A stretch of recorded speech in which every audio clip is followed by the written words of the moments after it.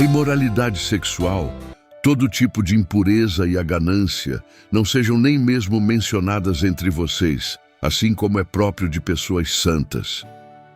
Nós precisamos tomar muito cuidado para não nos envolvermos com obras infrutíferas da escuridão. A verdade é que, quando uma pessoa olha, escuta ou fala sobre coisas imorais, é muito mais fácil acabar praticando algo errado. O mundo de Satanás tenta o tempo todo nos enganar, nos fazendo acreditar que o que Jeová diz que é imoral e impuro não é errado. Uma das táticas mais antigas de Satanás é confundir as pessoas para que elas não consigam perceber o que é certo e o que é errado. É por isso que muitos filmes, programas de televisão e sites promovem ideias que vão contra os padrões justos de Jeová.